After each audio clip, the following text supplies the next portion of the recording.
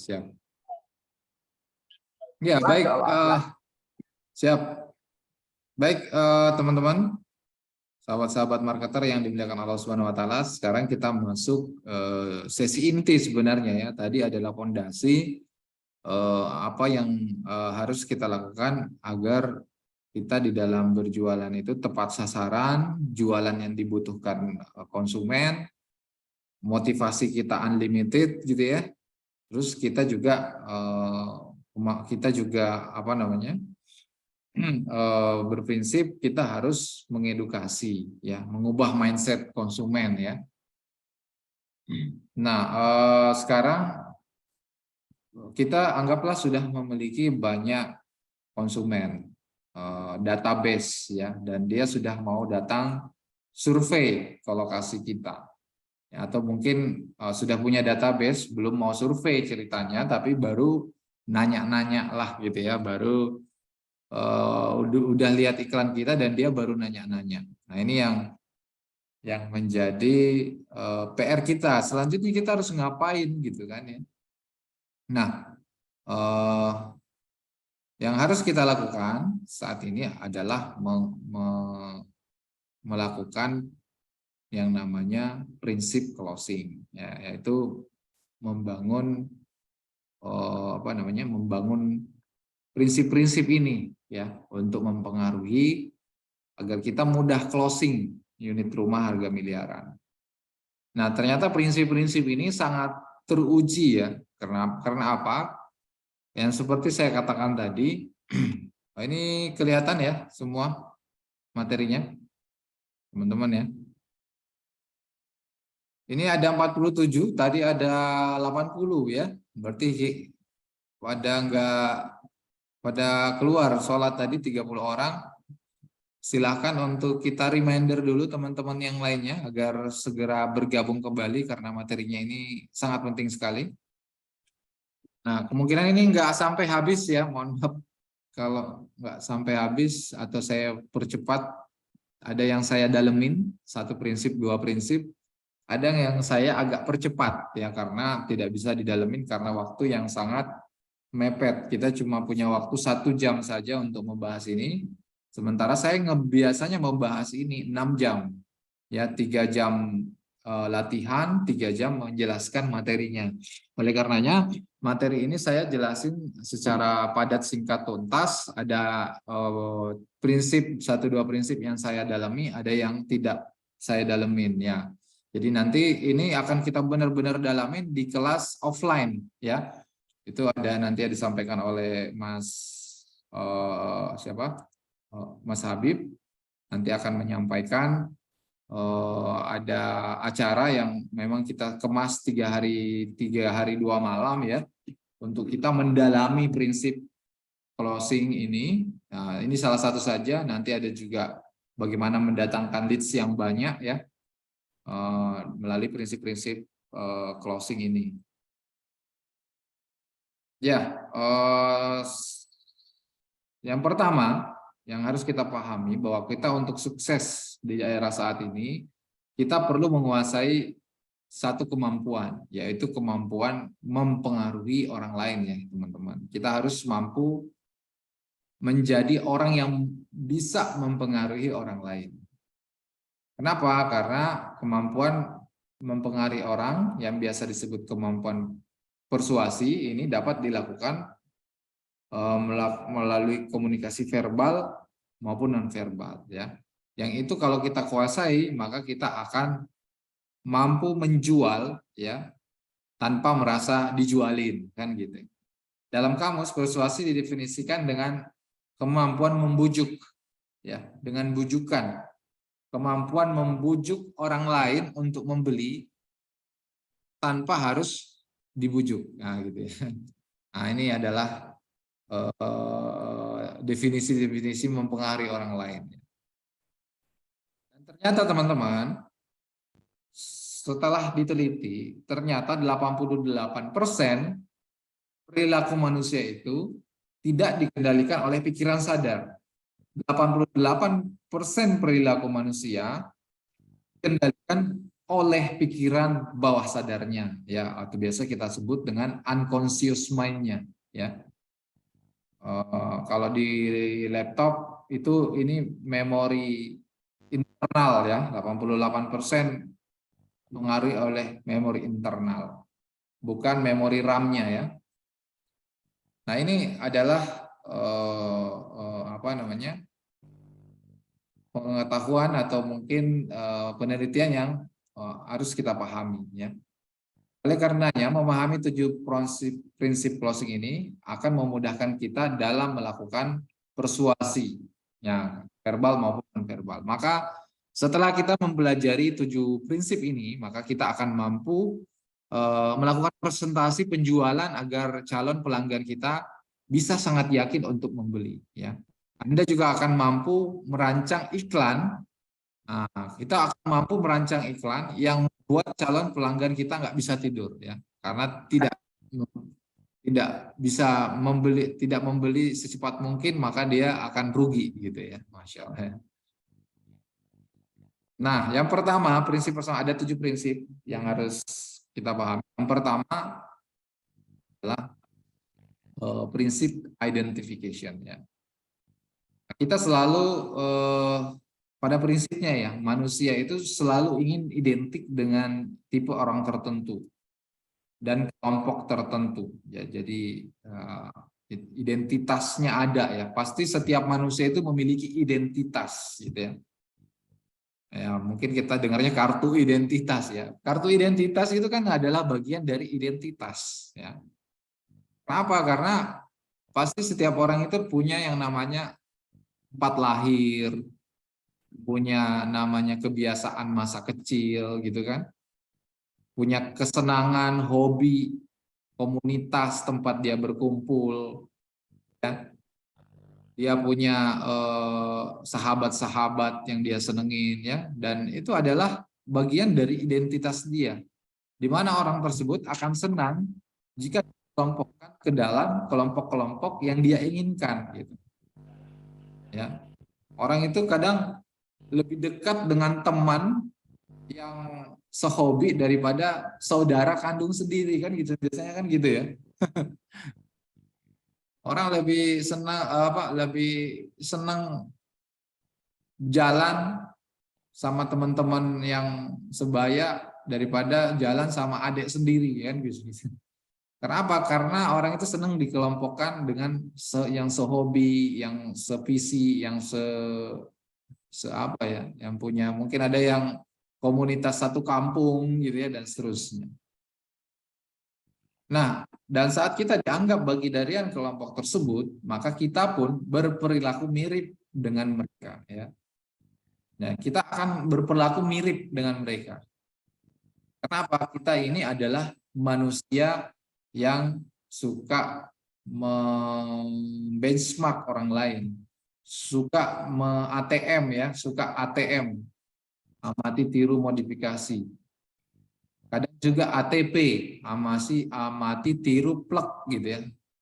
Amati tiru plek, nggak perlu dimodifikasi. Nah, ada juga yang begitu. Plek, tiru sama sekali, nggak ada modifikasinya. Kenapa? Karena kita itu manusia peniru. Mulai dari kita kecil sampai dewasa, kita ini adalah manusia peniru. Nah, dalam proses percakapan, proses identifikasi, pemberian identitas pada seseorang, inilah yang biasa kita sebut dengan framing, ya. Bagaimana kita memframing orang supaya mereka itu merasa senang di dalam identitas tersebut. Nah, proses identitas ini juga kadang dipakai ke dalam hal negatif, dan juga dipakai ke dalam hal positif, ya. Misalnya dalam masalah politik, nah itu kan negatif tuh, memberi identifikasi orang, oh ini garis keras, oh ini garis moderat, ya kan.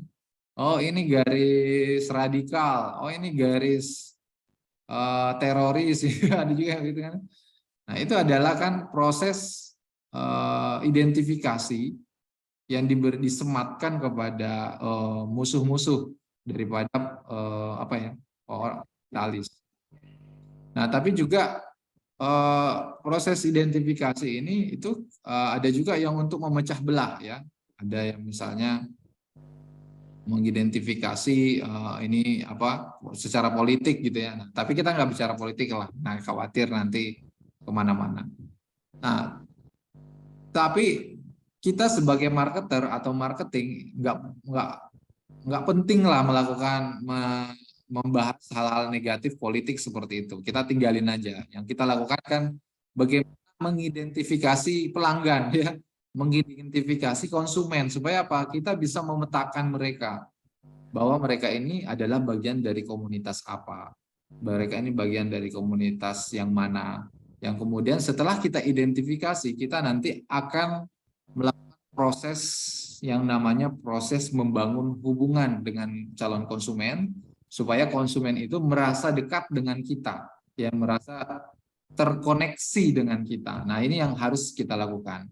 Tujuan kita adalah tujuan positif ya, bukan tujuan negatif seperti framing-framing politik yang dilakukan oleh lawan-lawan politik kan biasanya begitu. Nah, kita akan melakukan itu sebagai marketer. Kita harus cerdas sebagai marketer supaya apa? Supaya kita mampu melakukan framing terhadap calon konsumen kita supaya dia kita identifikasi mereka masuk ke dalam komunitas-komunitas tertentu.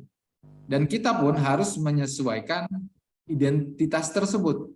Tujuannya supaya apa? Supaya nanti kita mampu membangun kesamaan dengan konsumen. Kalau kita mampu membangun dengan kesamaan dengan konsumen, maka insya Allah kita akan mampu membangun hubungan baik dengan konsumen tersebut.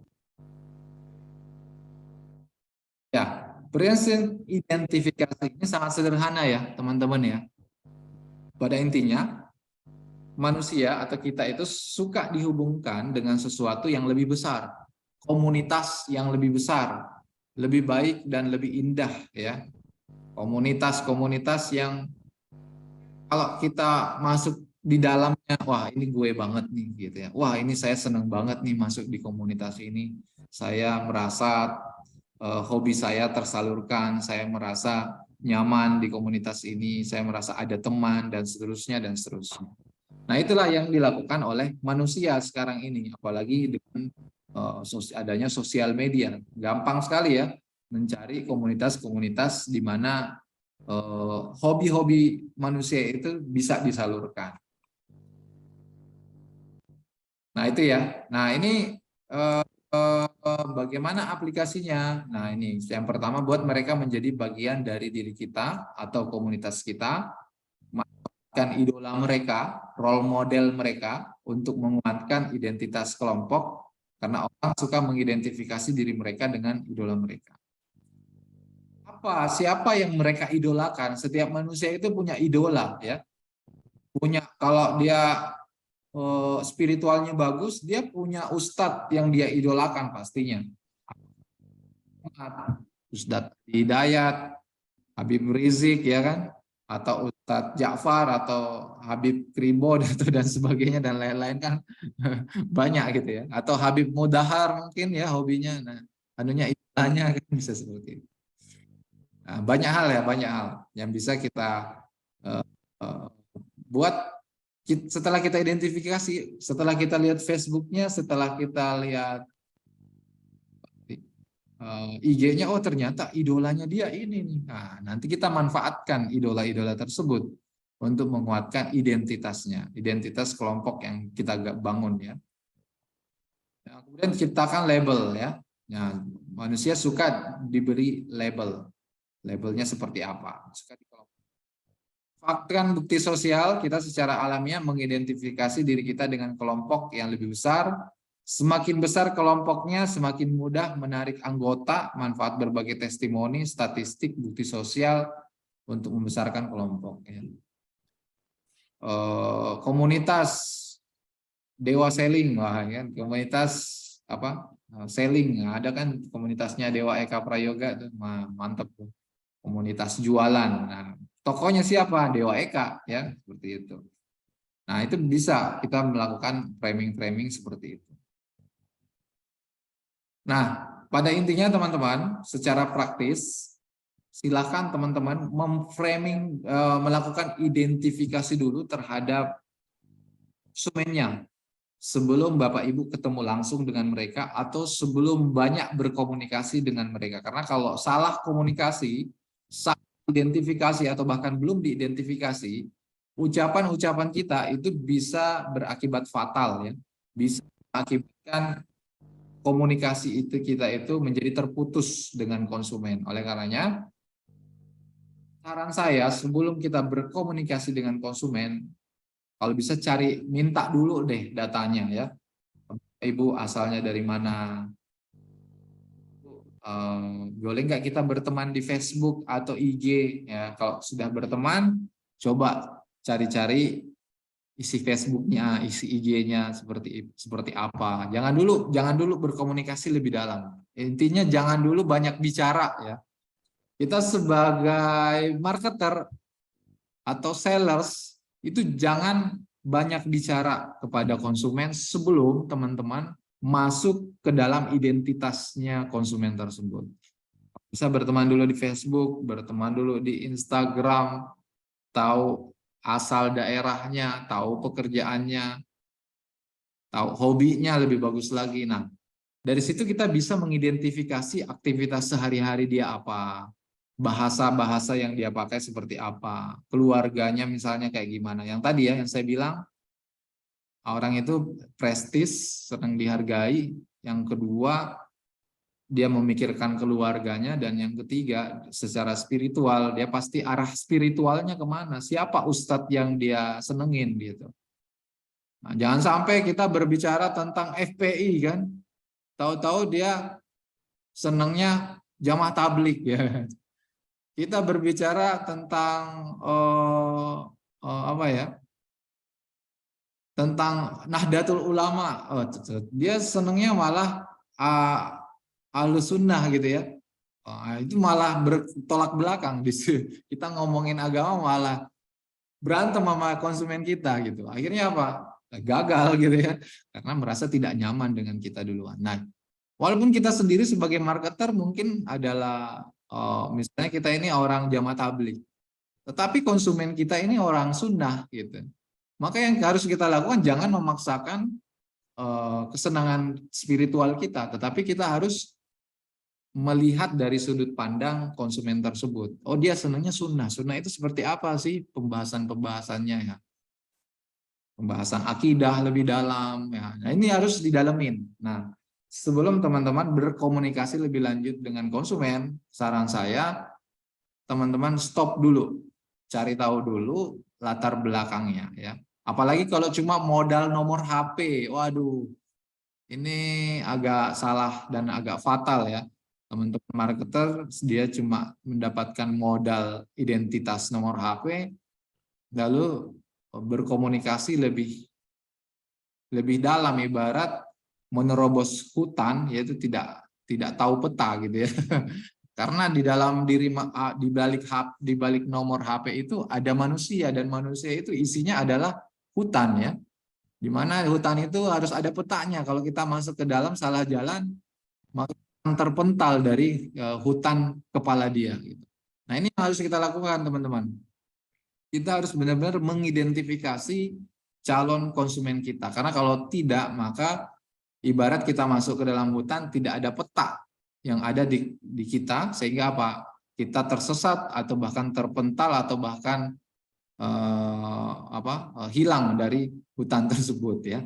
Nah, itu pada prinsipnya nomor satu adalah identifikasi. Nah, gitu. Ada yang nanya, by the way, kadang konsumennya pengen cepat lebih tahu tentang barang yang kita jual, nggak mau ditanya macam-macam. Ya, kalau jualannya mungkin murah-murah ya, mungkin bisa closing, langsung jualan, harga 100.000, 200.000, selesai gitu ya. Tapi kalau untuk konsumen kita itu pengen menjadi pelanggan tetap kita, nah harus masuk ke identifikasi. Nah, atau kalau berbicara rumah beda ya.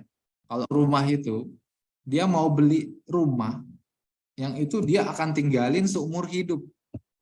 Bayangkan kalau dia mau membeli sesuatu yang dia di situ akan tinggal seumur hidup. Terus kita harapkan langsung closing. Ya. Nah, itu agak-agak salah. mindset tuh marketernya. Yang harus kita lakukan sebenarnya bukan seperti itu. Yang harus kita lakukan adalah melakukan pendekatan. Ini harga 500 juta, ada yang 1 miliar, ada yang 2 miliar, di mana konsumen pasti memikirkan banyak hal sebelum dia melakukan penjualan.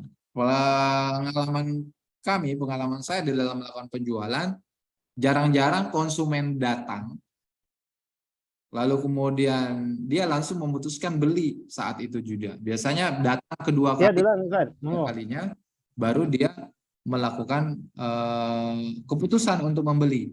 Kecuali yang dia beli itu adalah biasanya adalah coupling, karena coupling kan murah ya, di bawah 50 juta, mungkin harganya 40 juta, 30 juta, itu biasanya langsung bisa melakukan pembelian kalau dia sudah melihat legalitas dan perizinannya yang matang. Tapi kalau rumah itu jarang-jarang datang langsung beli, apalagi nggak survei langsung beli. Nah itu saya sebenarnya jarang banget menemukan seperti itu, atau bahkan nggak pernah ya, belum pernah datang survei langsung beli. Nah itu juga dipertanyakan. Nah oleh karenanya teman-teman, itu harus kita lakukan ya, proses identifikasi. Apalagi kita ini jualan rumah 1,3, 1,9 M, 3 M, 4 M. Nah itu yang harus kita lakukan, dan itu akan bisa membangun trust. Nah, bagaimana caranya membangun trust setelah kita mengidentifikasi apa yang harus kita lakukan? Yang pertama, yang kedua adalah ya teman-teman ya, bangun konektivitas, bangun connection. Kita harus membangun personal engagement ya. Engagement ya, ibaratnya ini kalau engagement bahasanya kan bertunangan ya, kalau bahasa artinya itu katanya bertunangan, artinya apa ya, membangun hubungan yang baik ya antar konsumen, sehingga terjadi like share komen ya. Terjadi rasa suka, terjadi komunikasi yang dalam dan seterusnya. Adalah proses awal komunikasi. Tanpanya proses komunikasi akan terhambat. Tanpa koneksi, komunikasi akan terhambat. Persis seperti saat kita mau mengirim sebuah gambar dari satu handphone ke handphone lain, kita tidak akan bisa melakukannya jika kedua HP itu tidak terhubung. Ya, kedua HP itu tidak terhubung. Nah, pertanyaannya dari mana muncul keterhubungan? Ada 3 langkah yang dapat dilakukan untuk membangun personal engagement. Yang pertama, teman-teman, yang harus kita lakukan adalah bangun perhatian ya, bangun perhatian, berikan perhatian kepada konsumen kita. Setelah kita tadi melakukan identifikasi, kita sudah tahu dia seperti apa, kita bangun perhatian, perhatian yang tepat. Yang selanjutnya adalah bangun kesamaan terhadap konsumen tersebut, ya, bangun kesamaan. Yang ketiga adalah bangun rasa suka terhadap konsumen tersebut. Bangun rasa suka.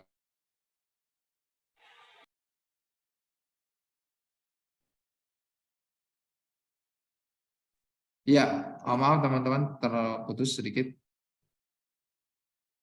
Ya, kita bangun rasa suka. Ya. Apa ini ta'aruf ya, Masya Allah ya. Bertunangan. Aduh, banget nih ya.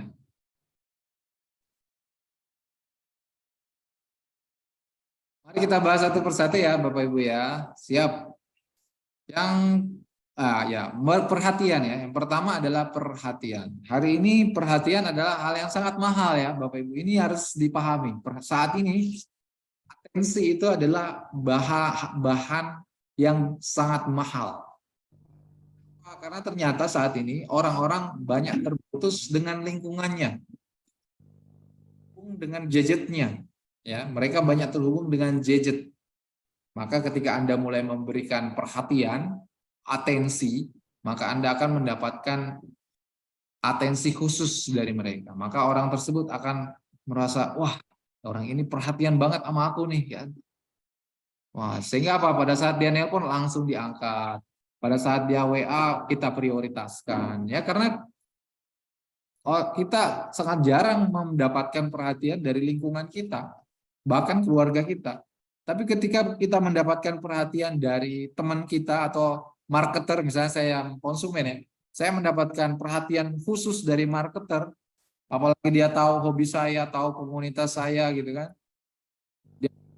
Saya suka, wah ini marketer handal, dahsyat ini kan.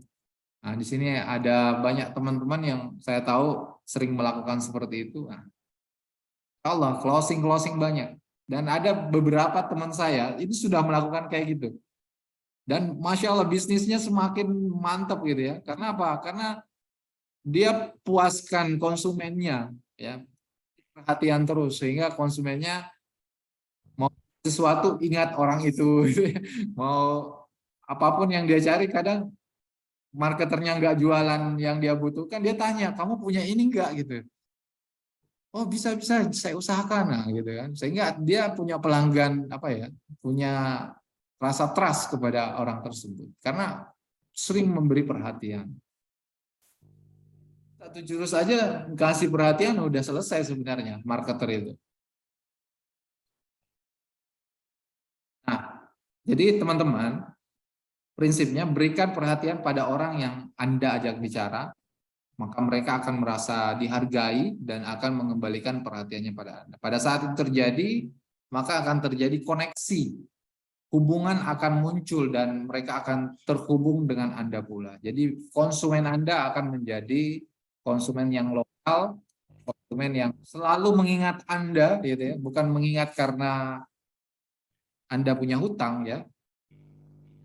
Biasanya kalau katanya mau diingat terus sama konsumen kita terus kasih utangan ke konsumen tersebut, makanya dia akan ingat terus sama kita ya.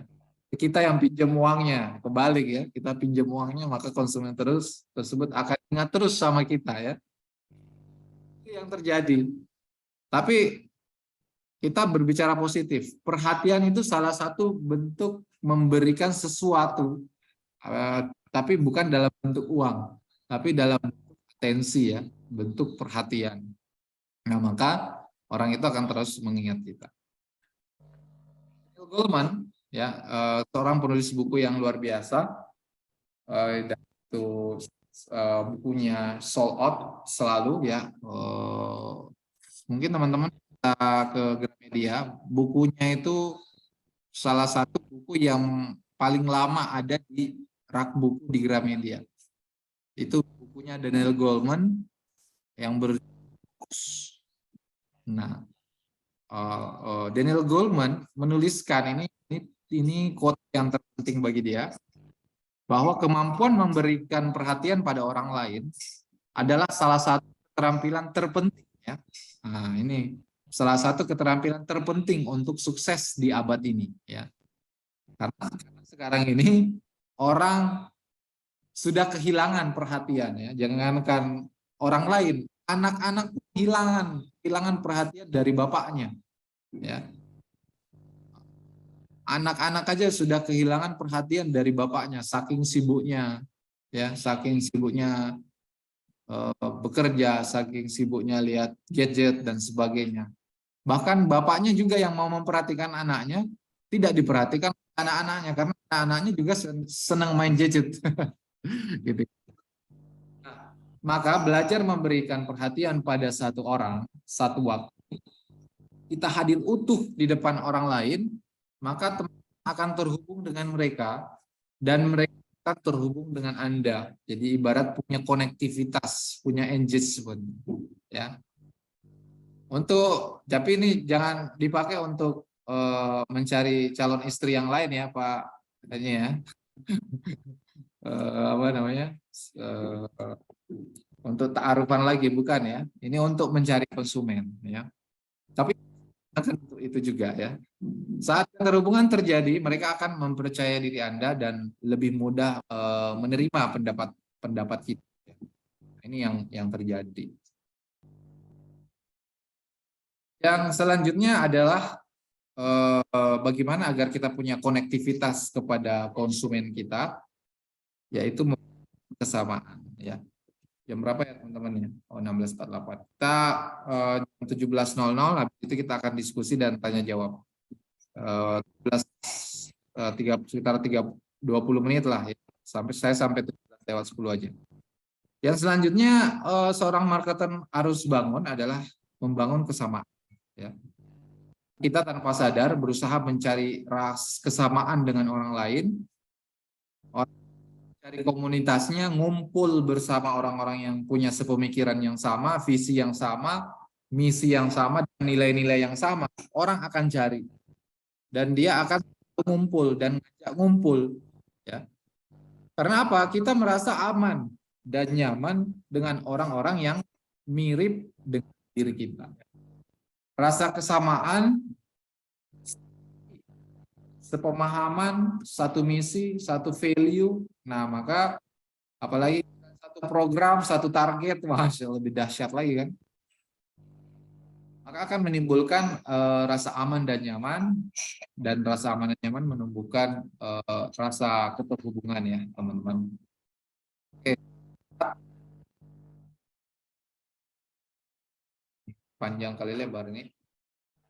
Nah, saat kita merasa nyaman dengan orang lain, secara otomatis bahasa tubuh kita juga menjadi sama. Mirror neuron di dalam otaklah yang mengaturnya. Ya. Nah, saya percepat aja teman-teman. Kemudian selanjutnya adalah rasa suka. Kalau orang udah suka dengan kita, ya, maka orang itu akan cenderung mengatakan yes pada orang yang mereka suka. 80% konsumen membeli karena merasa suka dengan penjualnya, ya. Jadi ya, faktor orang itu bisa menjual bukan karena produknya teman-teman ya, bukan hanya sekedar produknya ya. Produknya ya standar. Karena nggak ada orang yang mau ditipu ya. Dan sebilang tadi, value-nya harus lebih besar daripada kita sudah dapat itu semua. Ternyata 80% konsumen itu membeli karena merasa suka dengan penjualnya. Hubung, merasa sama, dan merasa diperhatikan. Orang lebih suka membeli dari orang yang mereka sukai. Ini bersifat rumah ya.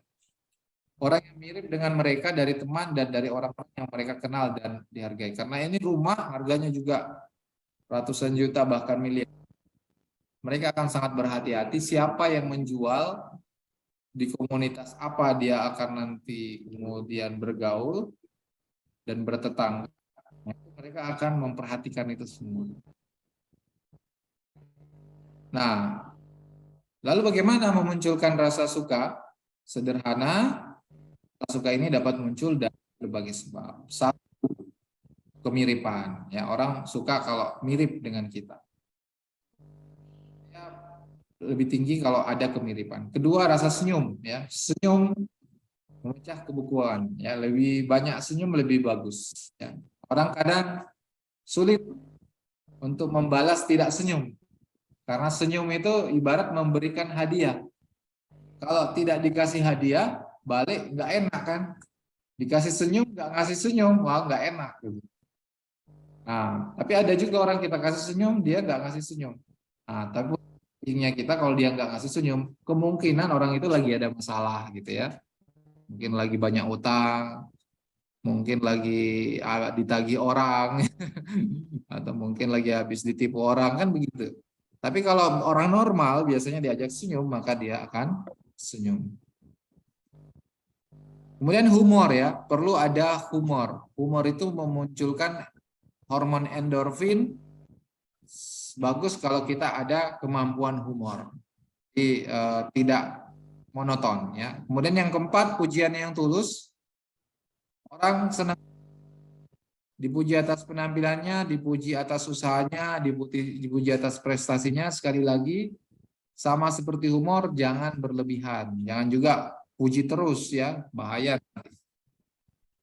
Jadi pujiannya sesuai dengan apa yang ada aja, apa adanya. Tetapi kita harus tulus memberikan pujian tersebut sehingga dia merasa senang. Intinya manusia senang dipuji. Senang orang yang humoris, dan kelanjutnya adalah sikap kooperatif. Ya. Orang lebih suka berbisnis, bertransaksi orang yang kooperatif, ya. Bisa di oh kita lebih senang belanja di pasar misalnya karena bisa ditawar gitu ya.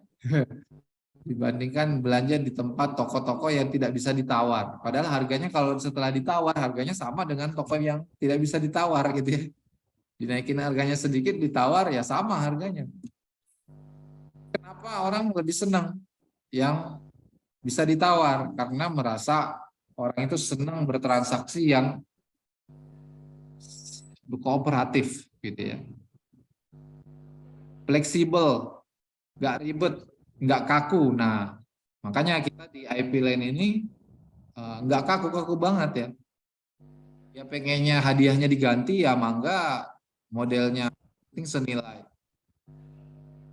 Rumahnya juga pengen diubah dalamnya silahkan juga, tapi kalau ngubah fasad luarnya mungkin nggak bisa terlalu signifikan ya mau rubahnya supaya tidak berwarna-warni gitu.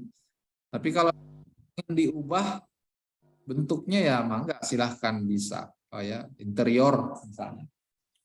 Atau mungkin hadiahnya pengen diganti tong harga rumah aja, nah bisa juga. Nah, jadi kita cukup fleksibel teman-teman di IP Lane ini. Sehingga apa? Jadi orang itu dalam melakukan transaksi dengan kita cukup kooperatif. Nah, ini ya, kemiripan, senyum, humor, pujian yang tulus, dan sikap kooperatif akan menumbuhkan rasa suka orang lain terhadap Anda. Saat mereka Anda, mereka akan lebih mudah dipersuasi. Jika orang sudah timbul rasa suka, maka lebih mudah dipersuasi. Dalam konteks bisnis, pastikan Anda menginvestasikan waktu, usaha untuk ngebangun trust dan koneksi dengan pelanggan Anda. Lakukan 4 hal di atas secara teratur dan pelanggan Anda akan menjadi fans loyal. Namun jangan juga berusaha terlalu keras untuk disukai orang lain. Mereka justru akan membaca kejanggalan ya kalau terlalu perhatiannya berlebihan gitu ya. Nah, jangan juga, tapi kita standar aja, standar dan tulus keras memang karena kita pengen orang ini mengambil properti syariah untuk menyelamatkan dia dari properti yang tidak syariah. Justru kita ikhlas karena kita ingin menyelamatkan orang tersebut dari akad-akad yang justru akan merugikan dia ke depannya. Ikhlas karena kita ingin menyelamatkan dia dari neraka, pengen bawa dia ke surga, ya kan itu tujuan kita, ya kan. Nah, rahasia besarnya adalah kita harus menyukai konsumen kita dulu secara ikhlas, kita melihat dia sebagai manusia yang akan kita selamatkan dia dari akad-akad yang kapitalis yang tidak benar, kita selamatkan dia agar memiliki akad-akad yang sesuai syariah, itu berpahala bagi dia menyelamatkan dia. Nah itu dulu niatnya insya Allah ya. Nah jika seperti itu menurut saya tidak ada halangan lagi ya untuk kita berbuat baik kepada konsumen. Oke. Di mute dulu ya teman-teman ya. Pak Handoyo. Oke, ini harusnya ada latihan ya.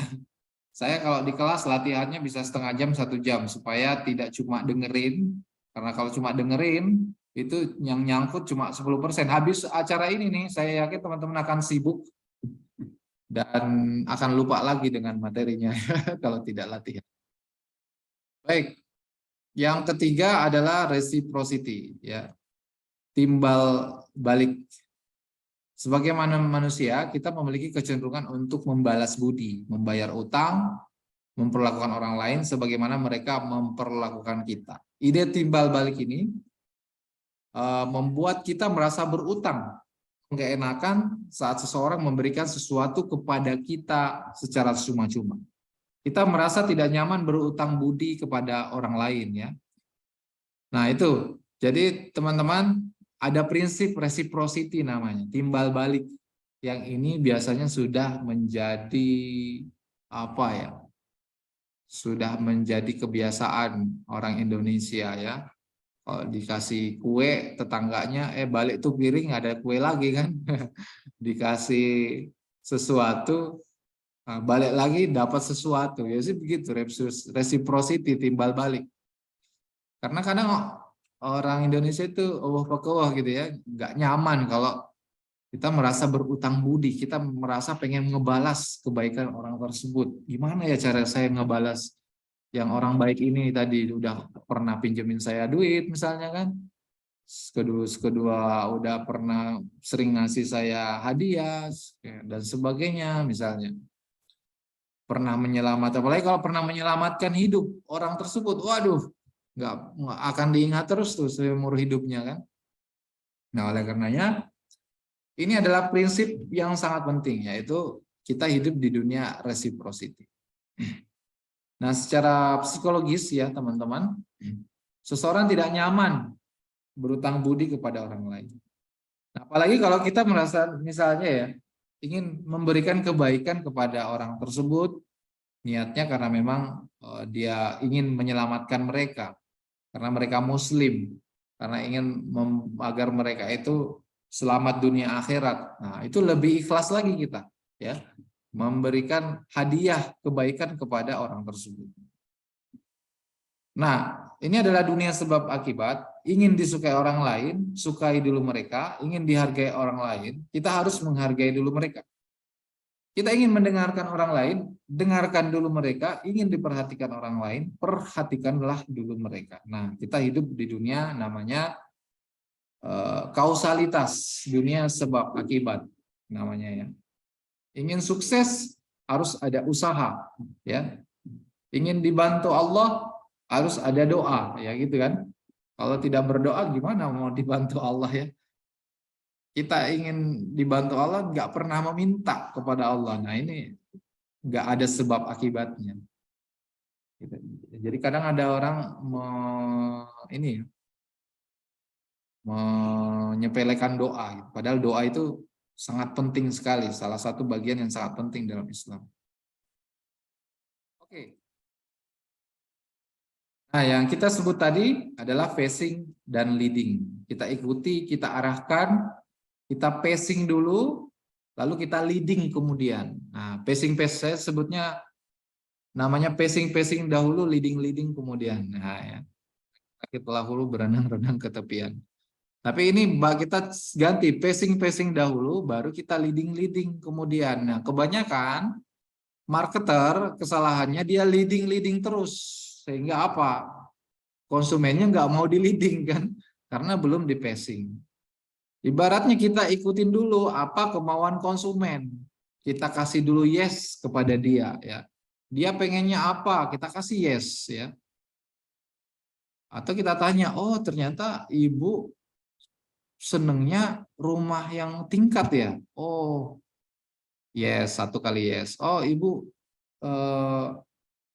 pengennya satu kamar tapi ternyata luas ya. Boleh Bu ini. Ini rumahnya interiornya bisa diubah gitu. Kamarnya yang tadinya sempit menurut Ibu ini bisa digedein. Silahkan Bu, boleh. Nah itu yes lagi kan.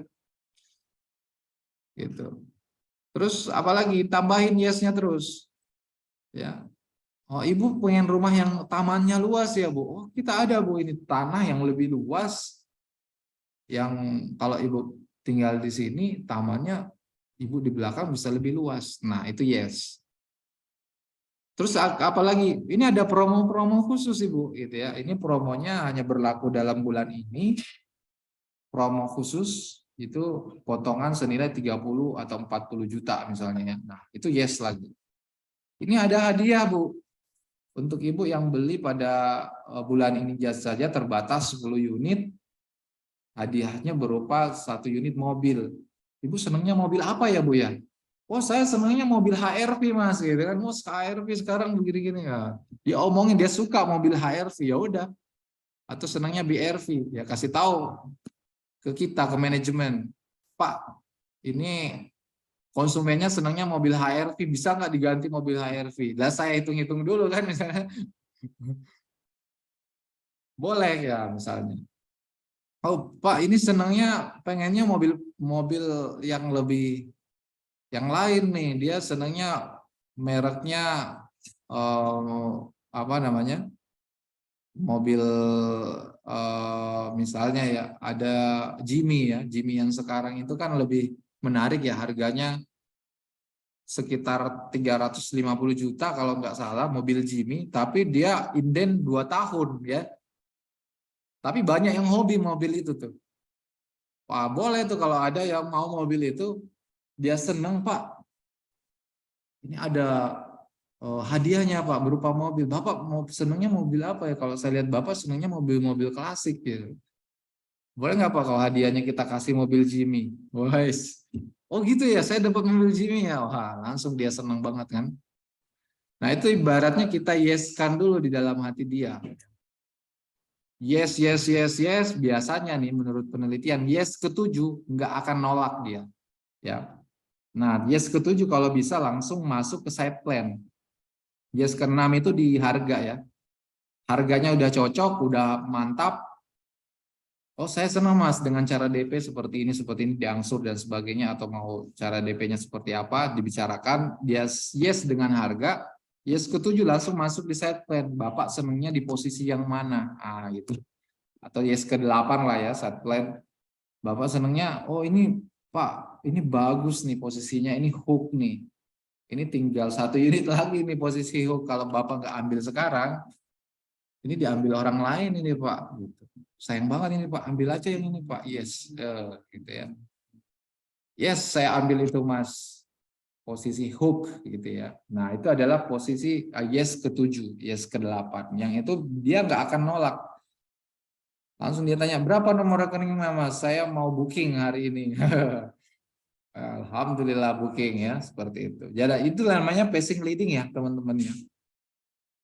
Jadi kita pacing dulu, ikuti dulu keinginan dia, kebutuhan dia apa, baru kita closing kemudian. Oke, itu apa namanya prinsip. Sayang waktu kita sangat singkat, sampai selesai. Saya singkat-singkat aja. Prinsip keempat adalah expectation ya, membangun harapan. Nah ini adalah prinsip penting juga karena manusia itu selalu memiliki harapan dalam hidupnya. Kita sebut biasanya hope. Tanpa harapan, orang itu tidak akan mau bergerak. Tanpa cita-cita, orang itu tidak akan semangat. Ya. Tanpa adanya harapan, dia diem aja di rumah, nggak mau berusaha. Oleh karenanya, karena adanya harapan sesuatu itu akan bisa terwujud, maka dia akan bertindak. Ya. Maka dia akan melakukan tindakan. Nah, harapan itu biasanya adalah sesuatu masa depan yang akan terwujud. Nah, oleh karenanya kita harus pinter-pinter memicu imajinasi konsumen kita. Nah, memicu imajinasi. Saat seseorang berharap sesuatu, ia mulai berkhayal ya teman-teman. Sebenarnya konsumen itu banyak-banyak berkhayal ketika datang ke konsumen ke lokasi, dia menghayalkan gue bakal tinggal di sini nih, di lahan ini, terbangun rumah yang modelnya kayak begini. Anak-anak saya nanti akan bermain sekolah di sini, bermain di sini. Istri saya akan bahagia di kamar lantai 2. Dia tidur di sana, senang, bahagia, kan begitu. Padahal belum terjadi, masih imajinasi gitu kan. Saya nanti pergi bekerja, jarak pintu tol 2 kilometer dari sini. Cepatlah. Walaupun kerja saya di Jakarta Selatan 2 kilometer nggak lama ya kan. Itu adalah harapan-harapan yang ada di benak dia yang kalau dia wujudkan itu akan menggerakkan emosi dia. Nah kalau kita diam aja, tidak merasa mewujudkan imajinasi itu di dalam pikiran dia, maka kalau marketingnya banyak diam aja, tidak memicu imajinasi itu, ya udah tidak. Dia akan merasa, wah, saya kalau tinggal di sini kayaknya nggak ada harapan ini. Wah, di sini udahlah macet gitu kan, udahlah kemudian misalnya apa? ini agak jauh lagi misalnya ya, dari depan dan seterusnya. Padahal kan kita dekat, tol juga agak jauh, padahal kan cuma 2 kilometer misalnya. Nah, khawatirnya malah dari kantor saya agak jauh, padahal kan cuma 2 kilometer dari pintu tol. Ya, dia pikirnya kantornya jauh, ya padahal kalau lewat pintu tol dia akan lebih cepat. Nah, ini kan harus disambungkan oleh marketer dengan apa? Dengan membuat yang namanya story, ya, storytelling gitu. Nah, lalu bagaimana memanfaatkan harapan itu? Yang pertama, yang harus dilakukan oleh marketer itu membuat deskripsi dengan jelas dan konkret, ya. Apa manfaat yang akan mereka dapatkan jika mereka mengikuti apa yang kita sarankan? Apa yang akan didapatkan oleh konsumen kalau dia membeli rumah di situ? Nah, dideskripsikan. Deskripsi itu maksudnya distorikan, ya, diceritakan. Sebaliknya, deskripsikan pula dengan jelas dan konkret konsekuensi-konsekuensi apa jika mereka tidak mengikuti apa yang kita sarankan. Nah, kemampuan marketer melakukan story cerita, inilah yang mereka dengar, gitulah. Inilah yang masuk ke telinga dia, lalu dari telinga dia berimajinasi di dalam otaknya, ya. Dari imajinasi itu dia tidak akan mampu membedakan ini sebenarnya kenyataan atau cuma imajinasi. Konsumen itu sebenarnya tidak mampu membedakan itu. Karena apa? Karena manusia itu cenderung mempercayai apa yang ada di gambar di kepalanya, cenderung mempercayai apa yang ada di harapan-harapan dia. Nah, oleh karena itu kemampuan kita mendeskripsikan dengan jelas dan konkret sesuatu manfaat dengan cerita-cerita yang bagus, maka itu akan memicu imajinasi konsumen, sehingga konsumen kita itu merasa, wah, harapan saya akan terwujud jika saya mengambil lokasi di tempat. Lalu kemudian tidak cukup bercerita, tetapi apa? Menceritakan cerita itu dengan seperti kenyataan, gitu ya. Dengan apa? Mengeluarkan mimik-mimik emosi, seperti rasa takjub kalau lagi takjub, rasa semangat kalau lagi semangat, rasa senang, marah, cemas. Nah, ada 5 kan emosi yang bisa Anda manfaatkan. Berdasarkan riset, orang akan sangat mudah tersentuh oleh salah satu dari 5 emosi tersebut. Takjub, semangat, senang, marah, cemas, ya. Kalau lagi bahas konsekuensi bahayanya kita kalau tidak mengambil, ya, atau mengambil konvensional yang itu bisa didenda dan disita, wah, kita merasa cemas, ya. Kita mengeluarkan kecemasan. Nah, marahnya kalau misalnya ada debt collector nagih gitu ya, kita marah gitu ya. Di mana debt collector itu main usir-usir aja, main sita-sita aja, kan begitu ya. Kita keluarkan kemarahan itu. Kita berikan rasa senang, bahagia kalau misalnya keluarganya lagi bermain di taman, keluarganya lagi bahagia ketika punya rumah di sini. Semangat ya ketika dia bekerja, anak istrinya tenang di rumah, dia semangat ya, terus rasa takjub dan seterusnya. Jadi keluarkan emosi-emosi ini. Nah, tapi ini perlu latihannya. Ini baru cuma penyampaian dari saya aja, tapi kalau tidak dilatihankan ya rada sulit nih.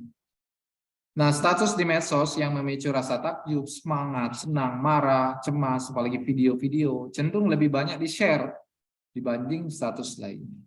Kenapa? Karena manusia memiliki emosi, ya, memicu emosi-emosi tersebut dengan menceritakan sebuah cerita, ya, insya Allah ya.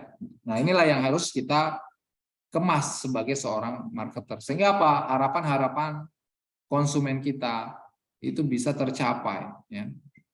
Jangankan kita di IP Lane, ya, di IP Lane itu kan luar biasa karena kita sudah menyiapkan couplingnya, itu sudah jelas patok-patoknya. Jadi konsumen itu survei, dia udah lihat patok-patok lahannya gitu. Udah kita patok, bahkan ada yang sudah kita pondasi. Jadi kalau konsumen datang lihat, udah kebayang rumahnya itu dibangun di situ. Jangankan yang itu ya.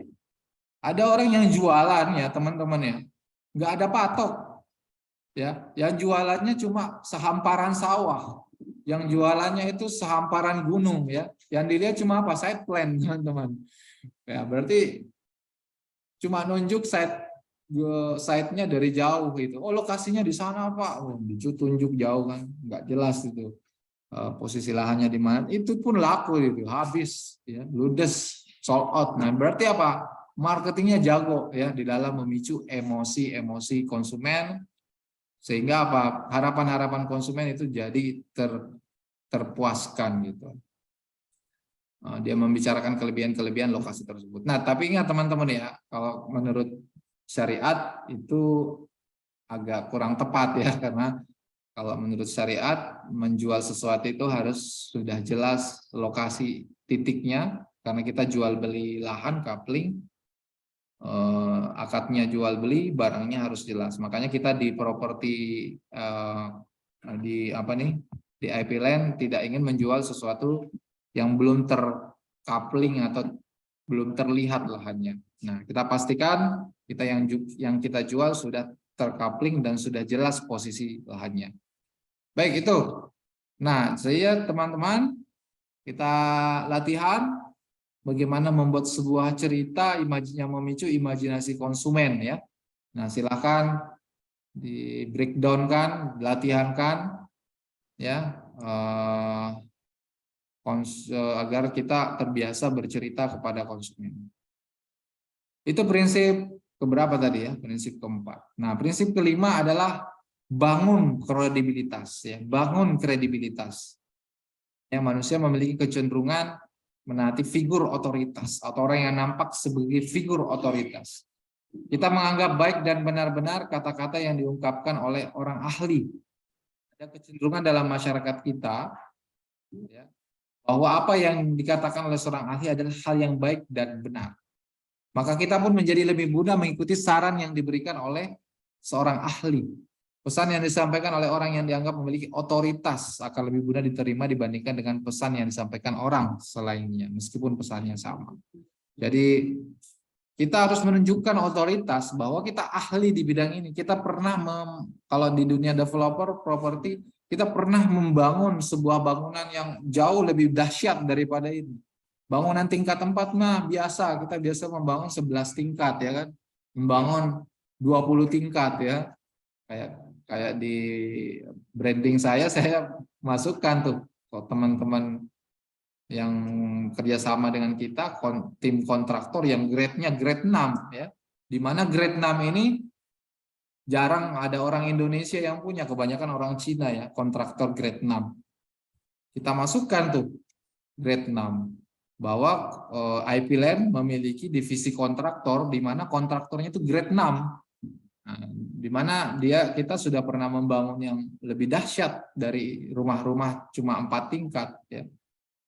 Nah, jadi dalam pemasaran persepsi adalah realita. Tugas kita sebagai pemasar adalah memastikan konsumen memiliki persepsi yang sama dengan apa yang kita harapkan.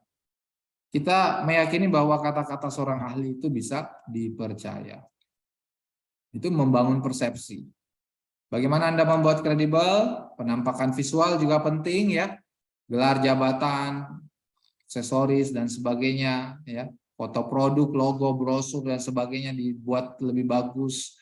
Personal brandingnya kita buat lebih bagus. Nah, desain foto profil, foto produk yang profesional akan meningkatkan foto produk jelas harus penampakan visualnya harus bagus.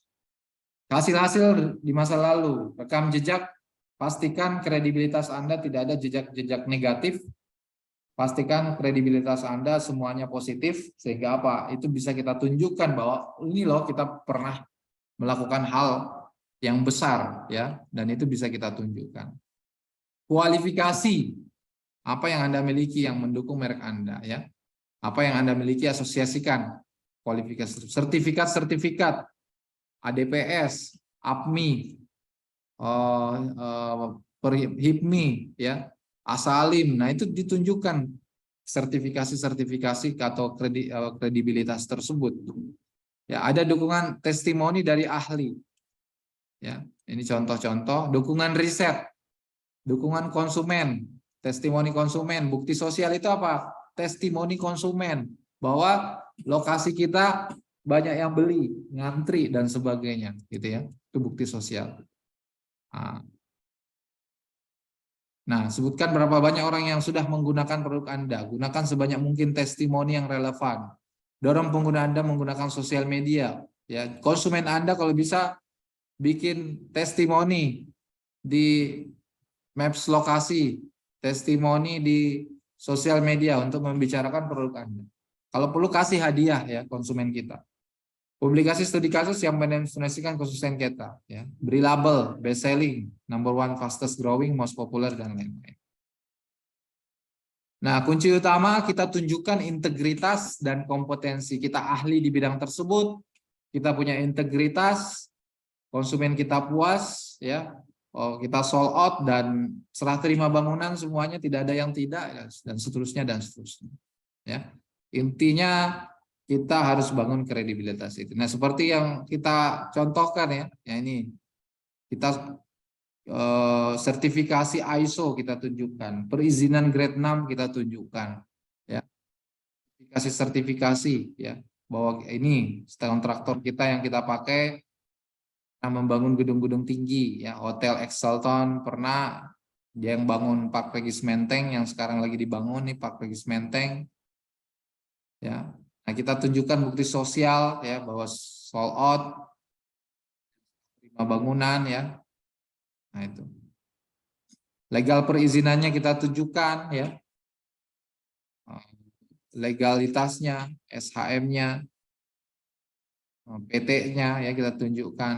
Nah ini set plan resminya yang sudah lulus PTSP dan PUPR kita tunjukkan ya. Timeline-nya kita jelasin, kapan proyek ini berjalan, kapan selesai, kapan serah terima bangunan, ada timeline kita tunjukkan. Banyak hal, itu adalah membangun kredibilitas. Gitu ya teman-teman. Kayaknya udah waktunya habis nih, Mas Habib. Saya rasa itu, ini prinsip 6, kelangkaan, scarcity. Nanti berikutnya kalau pertemuan lagi kita bahas, ini prinsip penting ya membangun scarcity. Kita di project, dengan menggunakan sideline kita menggunakan scarcity seperti ini.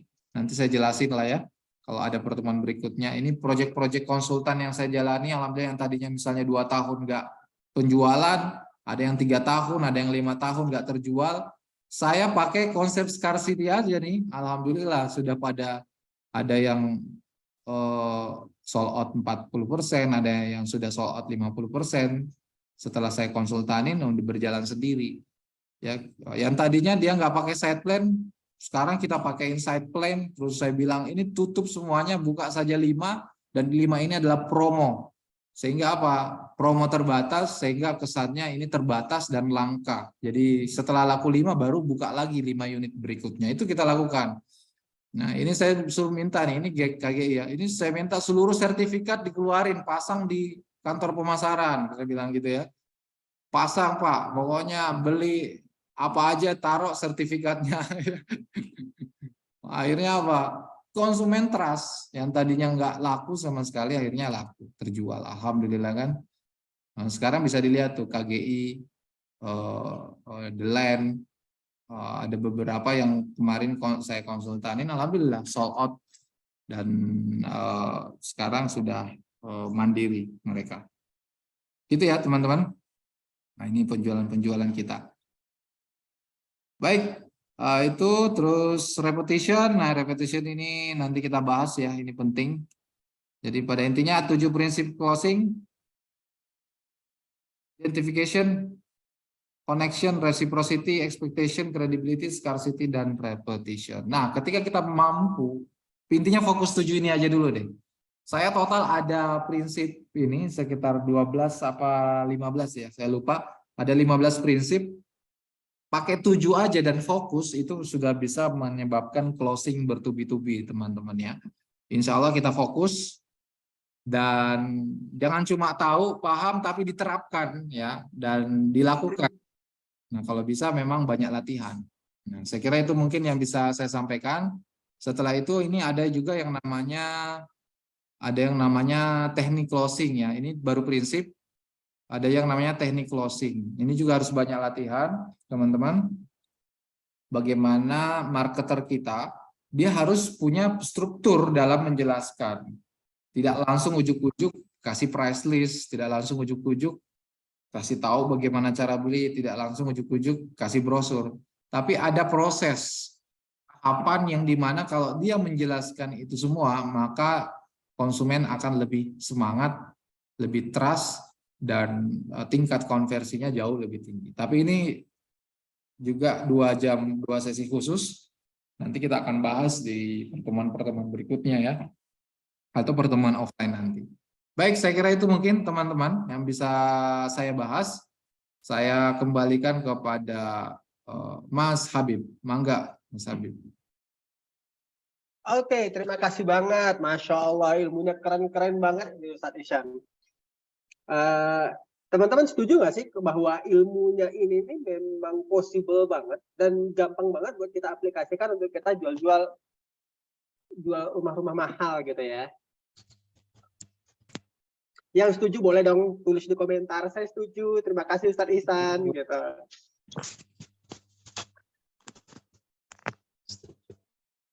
Oke, yang boleh, yang mau buka mic-nya memberikan apresiasi yang tulus kepada Ustadz Ihsan juga boleh gitu ya.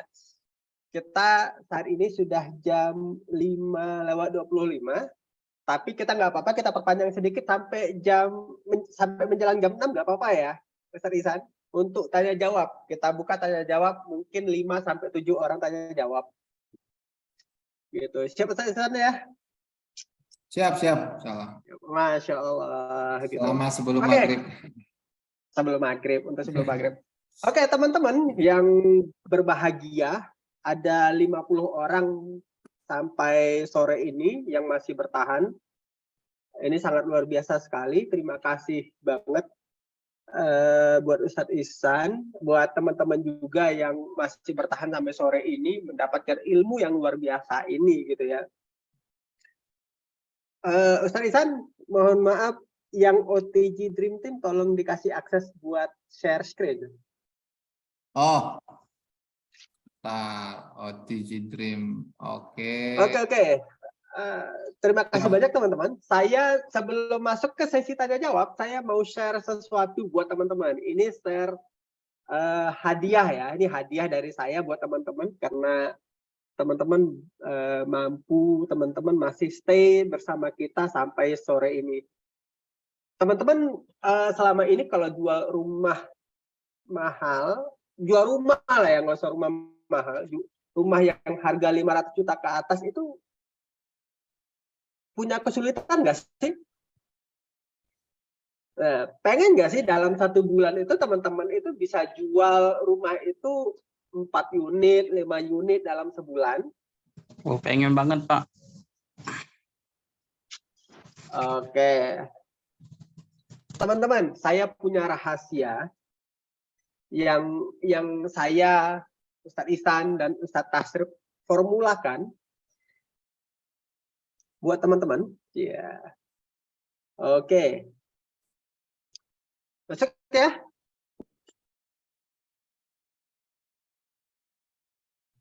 Oke.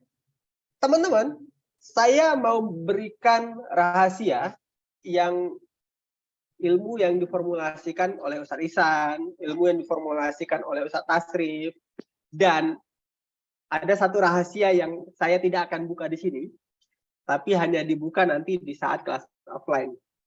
Nah, teman-teman pengen nggak sih ketemu formula yang tepat untuk mendatangkan customer sebanyak-banyaknya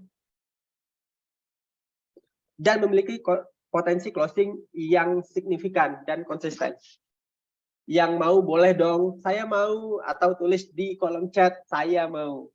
Saya mau. Oke, dahsyat. Ayo siapa lagi? Walaupun itu ada tulisan yang kecil di bawah ya, bahkan jika teman-teman itu masih baru di dunia properti. Ya, jadi rahasia ini akan kita share dan ini sudah dicoba ke beberapa orang dan ini mudah diaplikasikan dan terbukti berhasil. Teman-teman pernah mengalami hal yang seperti ini nggak sih? Mau bisnis properti tapi nggak tahu mulainya dari mana. Mungkin bagi yang baru-baru ya. Iklan properti tapi boncos terus. Punya akun marketplace tapi kok nggak naik iklannya. Atau malah sudah beriklan tapi nggak pernah ada leads yang masuk gitu ya. Merasa jual rumah miliaran tuh kok kayak kemahalan gitu ya. Teman-teman tahu nggak sih?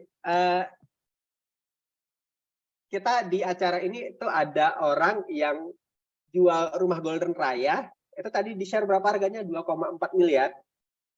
Tapi ada satu orang yang jualnya malah dinaikin jadi 3,2 miliar. Tapi leads yang masuk semakin banyak. Oke, tapi kenaikan harga itu sudah diobrolin ke pemiliknya ya. Sudah diobrolin ke Ustadz Ihsan. Nah, ini ada sedikit permasalahan baru gitu ya. Mau beli akun berbayar seperti rumah.com itu malah takut sia-sia gitu ya. Punya Facebook cuma hura-hura saja, terus nggak bisa jualan di Facebook. Itu keahliannya Ustadz Tasrif gitu ya. Nah, nanti kita akan belajar juga personal branding dan lain-lain. Nah, permasalahan tersebut akan kita bahas tuntas dan selesai dalam workshop 3 hari.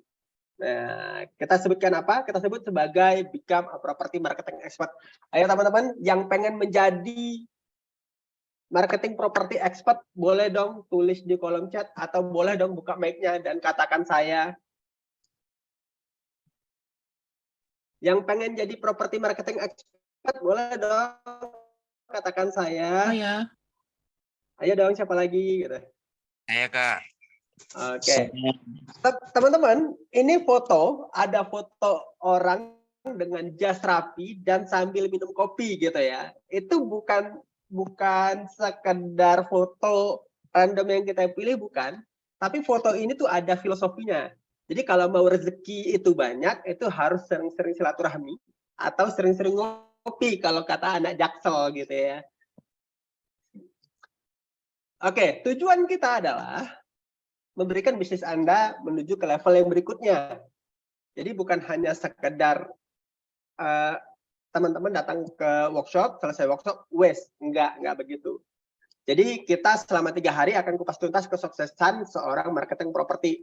Ini minimal tujuan kita tuh seperti ini, dan acaranya itu tanggal 14 sampai tanggal 16 Februari 2023. Oke. Nah, ini angkatan kedua ya. Angkatan pertama kemarin itu sudah selesai di akhir Januari kemarin. Dan itu semuanya sudah berhasil mendapatkan leads. Tinggal menunggu closing saja sebentar lagi. Bahkan leads-nya itu banyakan yang hot ya. Nah, di workshop ini teman-teman akan belajar dari ahlinya gitu ya. Jadi bukan orang yang hanya sekedar merasa coach. Ya, tapi tadi seperti yang dikatakan Ustadz Ihsan itu belajar closing itu menghabiskan 30 juta. Ustadz Tasrif belajar menjadi trainer sama Tung Desa Mewari menghabiskan 20-an juta juga. Dan teman-teman juga nanti akan berlatih menggunakan alat-alat teknik marketing terbaru gitu ya. Jadi bukan teknik-teknik lama yang kita kemas seakan-akan menjadi baru gitu. Nah, ini nanti akan materi-materi yang akan ada dan akan menyelesaikan permasalahan teman-teman. Yang paling penting boleh dilihat di nomor 5, itu kita akan lakukan riset. Jadi, marketplace itu bukan hanya sekedar posting-posting saja, no, tapi juga ada risetnya. Ini nanti tadi teknik closing itu bagaimana menghadapi customer, mengenal karakternya, membuat tertarik untuk membeli produk Anda, sehingga mereka kesulitan untuk menolak unit-unit yang teman-teman tawarkan. Oke, ini materinya, ada SOP yang akan kita bahas dalam pelatihan ini, ada SOP dan 3 dimensi doa, ada personal branding, ada marketing properti dalam perspektif masyarakat dan pangsa pasar muslim. Ini ada risetnya ya, ini ada hasil penelitiannya. Kemudian ada Facebook optimizing, copywriting, Dan ini copywriting bukan copywriting biasa ya, ini copywriting khusus untuk properti. Teman-teman juga akan diajarkan buat konten, itu fotografi dan videografi, melakukan riset pasar menggunakan platform rumah.com, dan ini harganya mahal. Bahkan ini tidak banyak yang tahu, walaupun mereka yang sudah lama di bagian properti ya. Nanti ada rumah.com level up, WhatsApp management. Nah, ini tadi yang Ustadz Ihsan belajar closing, itu ada 3 materi utama, fondasi, selling, dan marketing. 7 prinsip teruji menuju closing customer, teknik closing rumah miliaran. Ini nilainya itu 30 juta kurang 30.000 aja. Oke, teman-teman. Dan teman-teman juga akan dapat bonus, itu akun rumah.com. Ikut pelatihan ini teman-teman akan dapat bonus akun rumah.com senilai 1 juta. Dan Ustadz Ihsan kemarin bersedia untuk memberikan internship coaching. Nah, ini internship coaching ini senilai 7.800.000 gitu ya. Jadi ini luar biasa banget, coach kita, Ustadz kita, Ustadz Ihsan bersedia memberikan internship coaching. Dan teman-teman akan masuk grup khusus alumni, dan teman-teman akan dibimbing step by step-nya oleh orang yang sudah berpengalaman. Ups. Nah, ilmu ini teman-teman bisa dapatkan dengan menghabiskan uang senilai. Ya, tadi setelah dihitung-hitung semua ini ya, setelah dihitung-hitung semua ini, nilai konten ini semua itu nilainya itu senilai 67.380.000.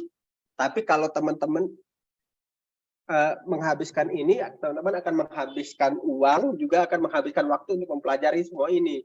Nah, teman-teman tidak perlu menghabiskan segitu banyak. Kabar baiknya, teman-teman semua bisa mendapatkan ilmu yang sangat berharga ini hanya dengan mendaftar 2.490.000 saja. Murah apa murah banget? Tulis dong di komentar. Atau buka dong mic-nya, murah apa murah banget? Murah banget. Murah banget. Alhamdulillah. Kok baru 1 orang sih ngomong murah banget?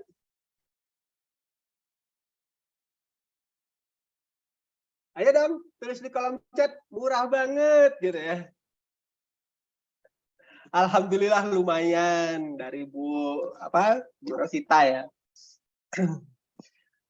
Nah, daftar sekarang sebelum tanggal 11 Februari dan Anda mendapatkan promonya. Setelah hari itu, teman-teman bisa mengikuti training selama 3 hari.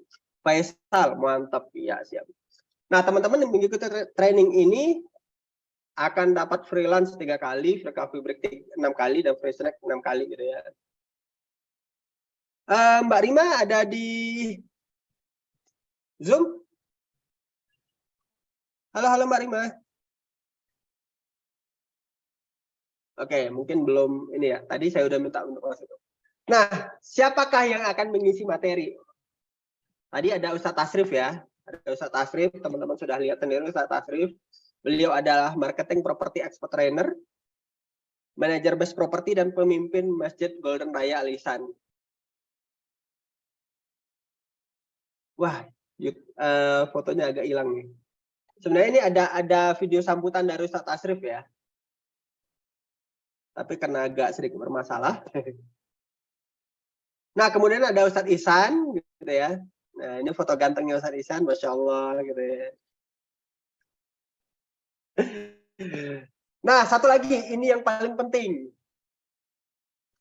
Kita ada satu pemateri lagi, ada guest speaker.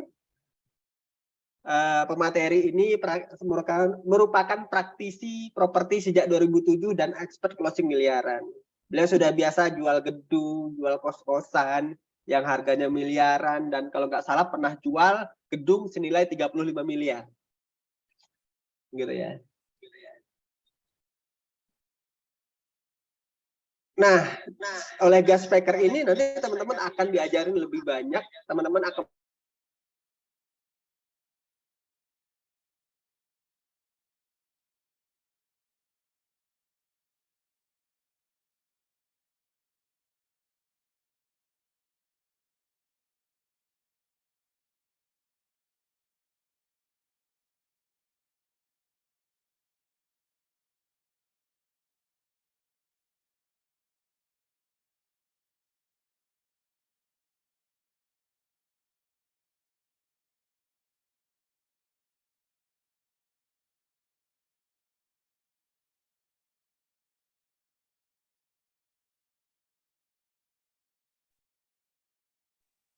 Ya, mohon maaf ya, terputus.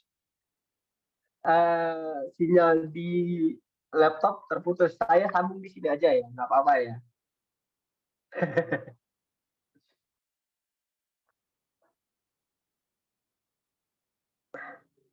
Halo, halo, suara saya jelas kalau dari handphone?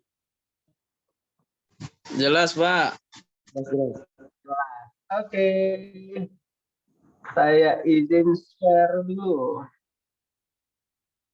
Yang ini malah nggak bisa share ya. Co-host. Yang di laptop sinyal saya terputus, mohon maaf ya teman-teman.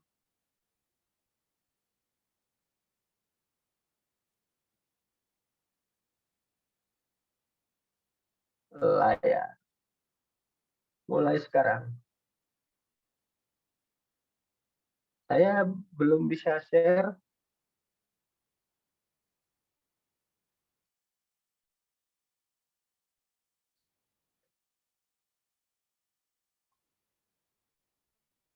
Oke, kelihatan ya teman-teman? Saya sudah mempersiapkan. Oke, ini kelihatan di sini. Kelihatan, Pak. Kelihatan tadi sudah sampai di co-hostan ini ya.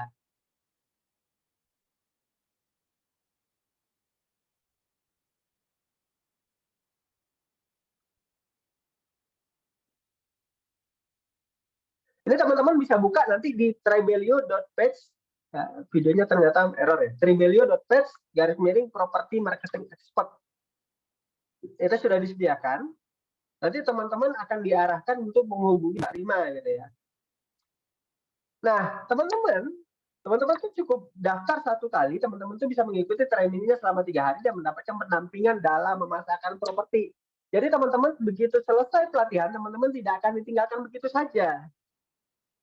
Nah, ini adalah sebab-sebab kenapa teman-teman tuh harus mengikuti training ini. Banyak orang di luar sana punya akun rumah.com namun bingung cara menggunakannya.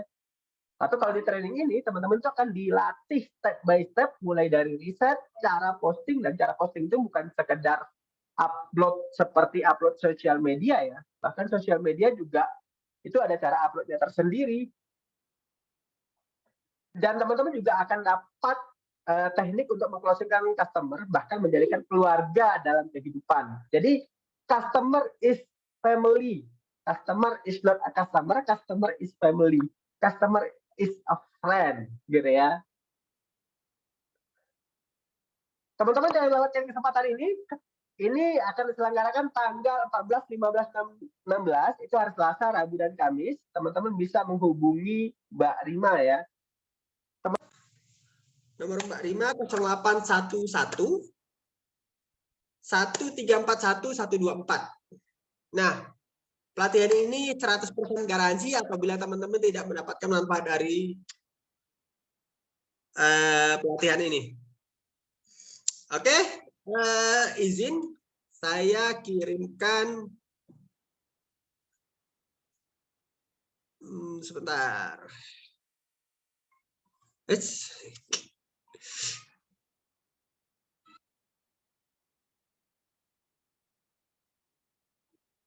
Oke, saya kirimkan nomor Mbak Rima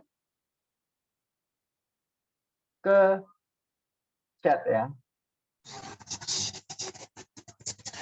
Iya, web bisa, Pak ya. Oke, teman-teman silakan. Nanti saya kirimkan nomor Mbak Rima di chat, dan yang ada di grup saya juga akan kirimkan nomor Mbak Rima ke grup. Silakan teman-teman untuk. Oh ya, bagi alumni yang ikut How to Sell Luxury House hari ini, teman-teman itu akan dapat harga promo ya, bukan 2.490 tapi 1.950. Keren apa keren banget nih promonya? Keren banget. Keren banget. Oke teman-teman silahkan. Nah itu dia. Terima kasih Mas Faisal yang sudah bantu kirimkan linknya ya. Oke, sedemikian cukup pengumuman dari saya. Bagi teman-teman yang masih punya pertanyaan, silahkan pertanyaannya boleh open mic atau bisa tulis di kolom chat. Tadi gimana Pak formatnya? Oh langsung ke ini Pak ya? Format apa itu? Langsung ke Mbak Rima tadi nih Pak? Ya, langsung ke Mbak Rima, nanti dibantu oleh Mbak Rima ya. Legion Zen. Jadi berapa? 1.950.000 saja. Langsung hubungi Mbak Rima di 0811 1341 124 atau masuk ke Tribelio page. Untuk Masuk ke penginapan Tribelio titik garis miring properti marketing expert. Untuk tempat penginapan, kalau teman-teman yang jauh, kita ada ruangan sementara yang dijadikan masjid ya. Oke. Siap. Kalau untuk laki-laki, kalau untuk perempuan jangan dong. Oke. Oke, teman-teman yang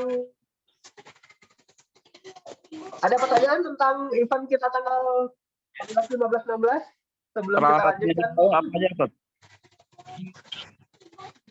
Apa? Peralatan yang dibawa kayak laptop atau apa gitu. Laptop dan handphone. Jangan lupa buku catatan. Oke. Siap. Laptop dan handphone jangan lupa buku catatan. Karena nanti di laptop itu kita untuk riset rumah.com ya. Dan cara upload rumah.com.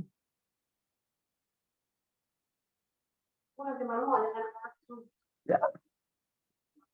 Ada pertanyaan lagi tentang training ini? Kalau nggak ada pertanyaan lagi, teman-teman juga nanti ada dibantu sama Ustadz Tasrif untuk peserta How to Sell Luxury House hari ini. Harganya dari 2.490.000. Ini beliau salah.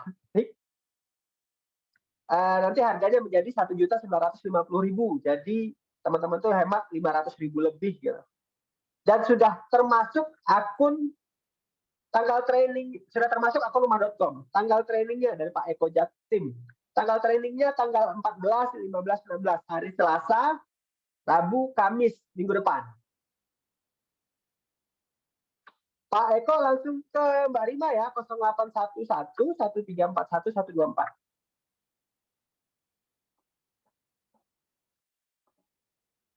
Baik, oke. Kalau ada pertanyaan, nanti teman-teman buka Tribelio.page garis miring properti marketing expert. Nanti itu ada tombol. Tombol itu mengarahkan langsung ke Mbak Rima. Jadi teman-teman tuh bisa chatting sama Mbak Rima. Boleh curhat. Boleh curhat. Saya udah lama nggak closing gitu ya. Tanggal 14 nggak bisa sayanya. Tanggal 15, tanggal 16 ya. Karena ada masuk aja di tanggal 15 dan tanggal 16 karena nanti materi pentingnya itu ada di situ. Akfa Pro, Masya Allah.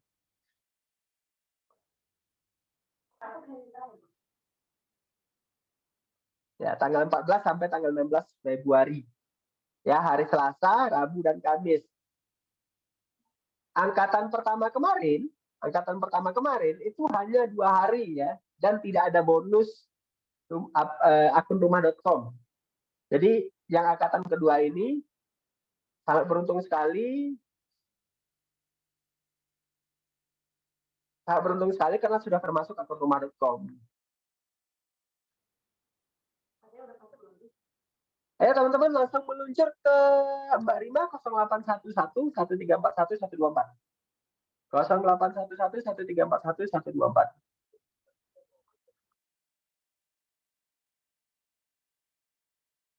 Nanti materi-materi yang tidak akan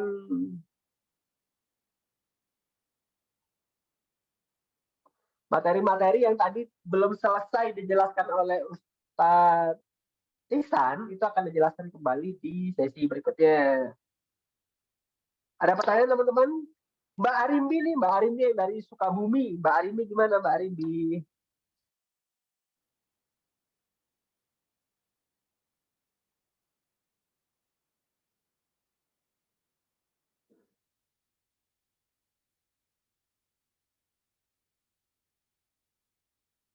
Halo Mbak Arindi, mungkin bisa open mic?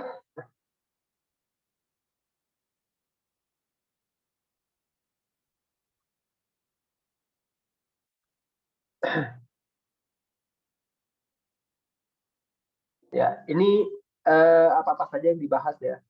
Teman-teman yang ingin bahas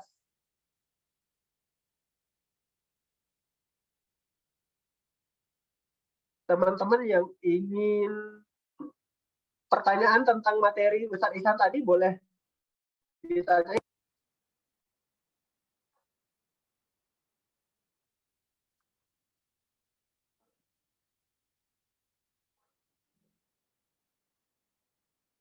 Ini materi yang teman-teman dapatkan nanti untuk training 3 hari, dan teman-teman itu dapat aplikasi rumah.com atau rumah.com dan internship coaching dari spesial dari Ustadz Ihsan. Dahsyat.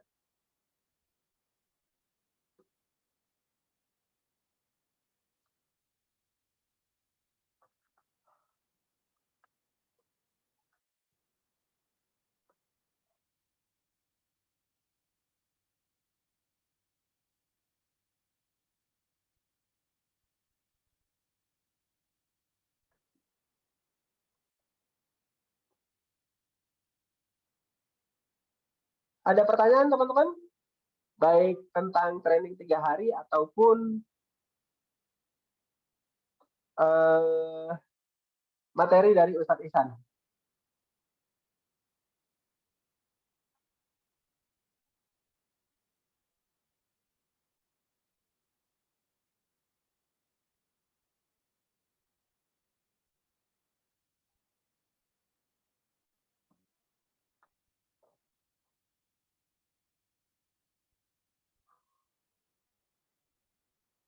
Oke, silakan. Bagi yang ingin bertanya tentang materi Ustadz Ihsan tadi, silakan kita kasih waktu sampai jam 6 sore ya.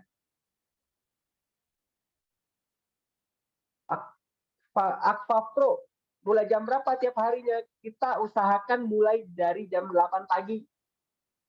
Ya, karena materinya cukup padat, jam 8 pagi sampai jam 5 sore.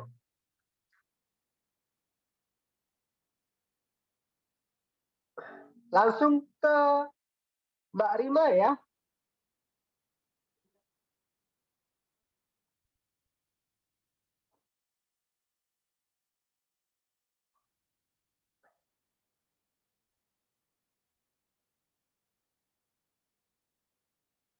Oke, terima kasih teman-teman.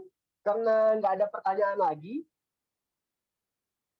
pertanyaan untuk event maupun untuk materinya Ustadz Ihsan, karena udah nggak ada pertanyaan lagi, izin event ini saya tutup. Zoom ini saya tutup. Terima kasih teman-teman semua yang bertahan terus sampai sore ini. Semoga menjadi oke. Sebelum ditutup gitu ya. Ustadz Ihsan, ada pertanyaan nih dari Daphne. Apa yang mesti kita lakukan untuk meningkatkan kredibilitas yang sudah terlanjur menurun? Oke. Pertanyaan ya, kredibilitas ya. Yang pertama itu saya selalu tanya, baik itu teman developer ataupun marketer. Pertama itu kredibilitas apanya yang menurun gitu ya. Misalnya kalau memang sebelumnya pernah gagal serah terima bangunan atau gagal proyek, nah itu memang agak berat gitu ya, agak berat. Nah kalau kredibilitasnya hanya sifatnya mungkin kredibilitas yang tidak melekat ke merek, nah itu masih bisa dilanjutkan gitu ya. Mungkin kita tinggal perbaiki hubungan dengan konsumen, ya misalnya hanya terlampau lewat 3 bulan, 4 bulan serah terima bangunannya, tapi serah terima bangunan terjadi gitu. Kita cuma minta waktu kepada konsumen, gitu ya. Atau jadi hanya mungkin persoalan-persoalan kecil. Tapi kalau persoalannya sudah berat, di mana developer ini misalnya pernah gagal project dalam arti mengecewakan banyak konsumen. Kalau gagal proyeknya belum ada konsumen, itu nggak berat sih sebenarnya ya kan, paling di mata marketing aja, marketernya yang mungkin merasa wah ini nggak terlalu serius nih proyeknya. Tapi kita bisa jelaskan ke marketer. Tapi kalau terjadi gagal proyek di mana di situ sudah ada konsumen yang itu mengakibatkan banyak tertundanya pembayaran ya, apalagi pembayarannya belum tuntas, itu mengakibatkan nama developer atau merek developer itu agak kurang bagus gitu ya. Nah, kalau ringan itu memang hanya kredibilitasnya tinggal dirapihkan aja, tinggal diperbaiki ya kredibilitasnya. Tinggal diupayakan untuk hadir ya, muncul gitu ya. Kalau cuma persoalan-persoalan ringan, datengin konsumen, datengin marketing, melakukan komunikasi, sampaikan hambatan-hambatannya selama ini seperti apa, lalu kemudian sampaikan rencana-rencana baru tersebut gitu ya. Kalau kita ingin ada rencana-rencana penjualan lagi. Nah, tapi kalau memang kredibilitasnya agak berat, itu saya minta developernya biasanya langsung saya minta ganti men-switch ya, ganti benar-benar tidak mengkaitkan proyek sebelumnya dengan proyek yang akan datang. Itu biasanya nama PT-nya ganti, nama perumahannya berbeda dengan dari sebelumnya karena sudah tidak bisa di branding lagi tuh. Kalau nama perumahannya sama dengan perumahan setelahnya itu akan terkoneksi, apalagi sekarang sudah zamannya orang search ya, Google gitu ya. Adanya hambatan-hambatan nama itu akan ini, apalagi sekarang kalau kita gagal memuaskan konsumen kita dan itu cukup parah, maka konsumen itu akan bersuara di media sosial, akan bersuara di Google dan seterusnya ya. Kalau di searching atas nama PT tersebut, maka PT tersebut atau merek tersebut pasti negatif di sosial media ataupun di mesin pencarian gitu ya. Oleh karenanya kalau dia developer ini misalnya bertobat gitu ya dan ingin membuat project baru, nah kita sarankan untuk benar-benar beda nama gitu. Tapi jangan mengulangi kesalahan sebelumnya gitu ya. Nah, kalau ingin memperbaiki yang parah. Tapi kalau yang tidak terlalu parah, kita perbaiki faktor komunikasinya aja ya. Kepada orang-orang konsumennya yang tadinya negatif, didatangi, diajak komunikasi, dan itu perlu intensif komunikasinya gitu. Libatkan kalau developernya tidak pintar berkomunikasi, libatkan orang-orang yang pintar berkomunikasi kepada konsumen-konsumen tersebut atau kepada marketer-marketer yang misalnya juga ada tertunggak dan sebagainya. Nah, jadi itu dilakukan, ya. Harus dilakukan. Karena kalau tidak ya nggak melangkah-melangkah jadinya ya. Jadi mandek aja terus. Nah, oleh karenanya itu perlu banyak hal kita analisa dulu apa sih masalahnya sehingga kredibilitas ini terlanjur menurun gitu ya. Nah, ada juga faktor kredibilitas tentang properti syariah. Nah, kadang memang ini properti syariah agak dilema karena di satu sisi banyak proyek-proyek yang itu mungkin kafling ya, yang itu menjadikan kredibilitas properti syariah menurun ya. Ini memang harus dijelaskan kepada konsumen bahwa yang seperti itu justru memang kadang yang memakai nama properti syariah tapi tidak sesuai syariah gitu kan. Sebenarnya kita sudah mitigasi ya, menyampaikan dari segi akad-akad bahwa konsumen juga harus cerdas dalam melihat legalitas perizinan. Jangan sampai mereka membeli sesuatu yang legalitasnya kepemilikan SHM SKGM-nya tidak jelas, perizinannya tidak jelas, sehingga konsumen juga cerdas dalam memilih gitu ya. Terus juga kita sekarang juga terus-menerus melakukan meriayah para developer, teman-teman developer ini jangan sampai juga gagal dalam dalam ini ya, dalam memberikan produk-produk, mendeliver produk yang bagus kepada konsumen ya. Jangan sampai malah properti syariah ini kesannya penipuan terus gitu ya. Nah ini juga malah merusak nama syariah sebenarnya. Nah kalau perlu nggak perlu pakai nama properti syariah kalau niatnya memang ingin ini ya, ingin kurang bagus gitu. Nah itu kendala kita dari skala besar properti syariah. Makanya ini terus kita benahi gimana agar kredibilitas properti syariah juga tetap bagus. Jadi ada kredibilitas personal, kredibilitas perusahaan, kredibilitas brandingnya secara besar, misalnya properti syariah dan seterusnya. Itu harus kita sampaikan tepat juga gitu. Jangan sampai konsumen juga menyalahkan perusahaan kita hanya karena pernah ditipu misalnya oleh properti syariah yang lama yang dulu pernah dia ini gitu.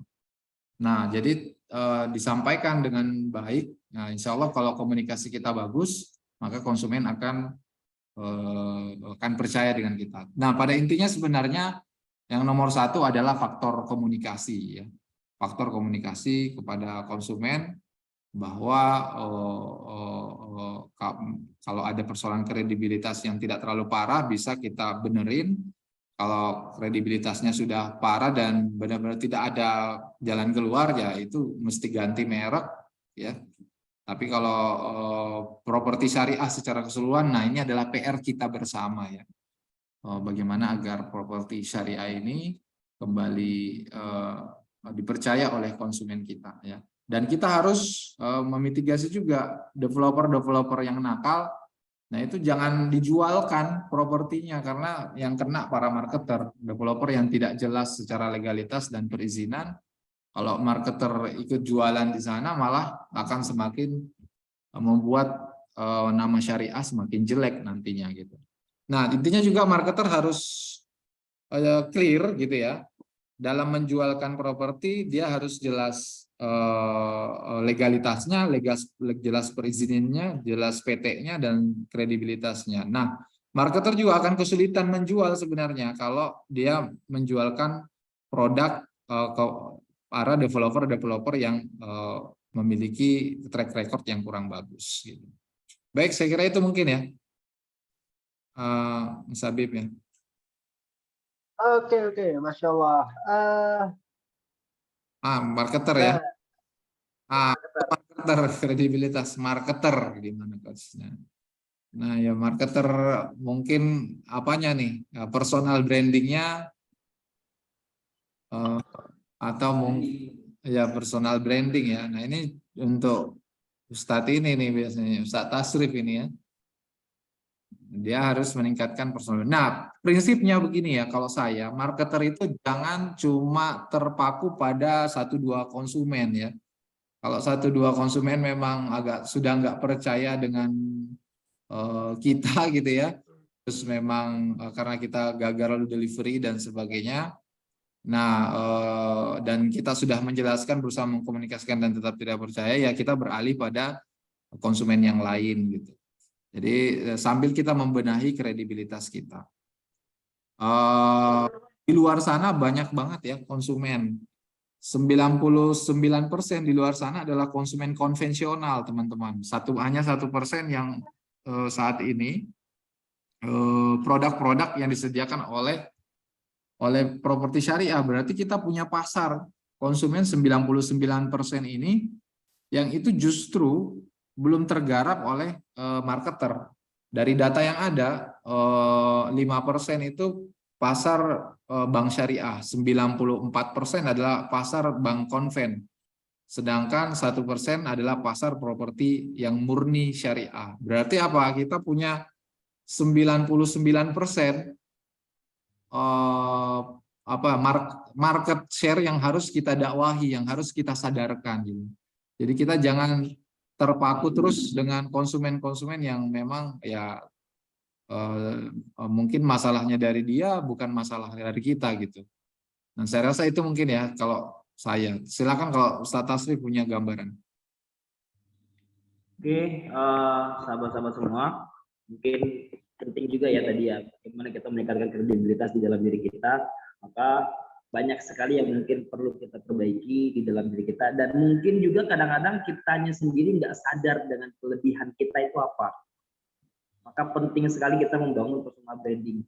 Nah, kenapa sih harus membangun personal branding? Nah, ini juga nanti kita akan pelajari bahwa penting sekali kita membangun personal branding, dan harus seperti apa personal branding yang kita bangun. Karena seringkali kita sendiri nggak sadar dengan kelebihan kita, dan kita menurunkan standar kita. Kayaknya kita nggak mampu nih buat jualin ini nih gitu kan. Ada juga yang memang kadang ngerasa, saya dulu nggak pas nih kayaknya jualin ini nih, karena memang masa lalu saya seperti apa. Atau mungkin juga kita punya masalah kredibilitas kita kan, nggak dipercaya sama orang lain, pernah mengalami kasus penipuan dan sebagainya gitu. Saya tuh qadarullah gitu, qadarullah. Ya mungkin teman-teman sahabat-sahabat semua yang ada di Java Travel, ada nggak di sini dari Java gitu ya. Nah itu kita hadepin gitu kan, kita tunjukkan etikat baik. Nah, nanti ada teknik-teknik ya di luar daripada itu, bagaimana cara kita meningkatkan kredibilitas dalam diri kita, dan bagaimana kita menjaga hubungan baik dengan siapapun gitu orangnya, dan yang pasti kita fokus pada penyelesaian permasalahan yang mereka inginkan dan semampu kita gitu ya. Jadi katakan apa adanya gitu, jangan sampai kita sendiri menyengsarakan diri kita gitu.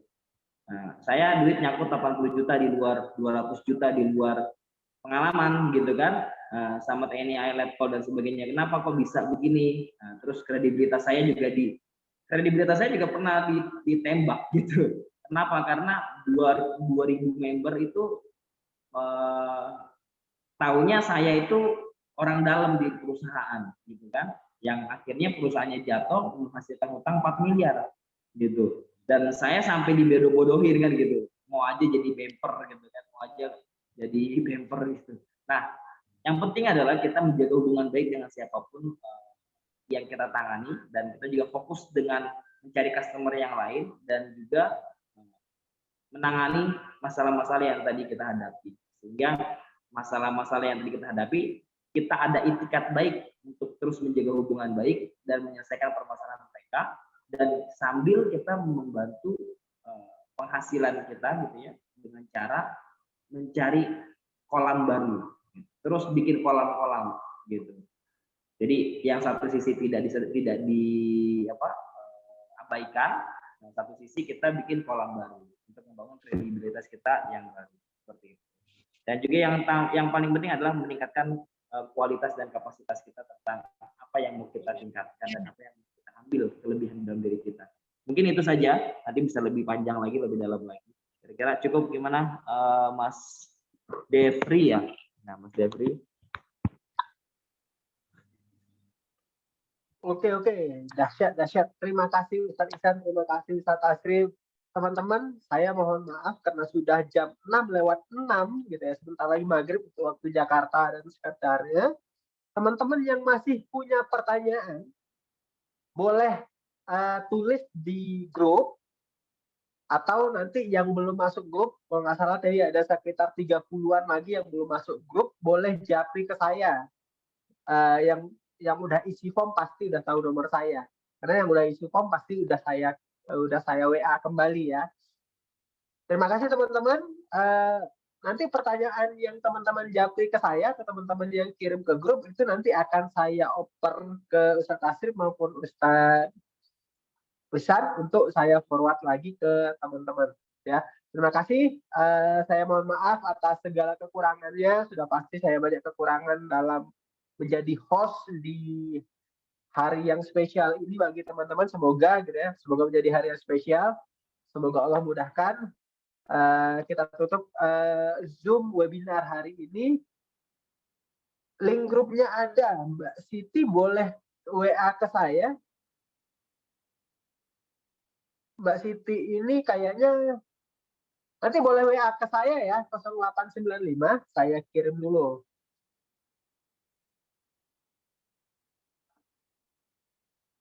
Ya.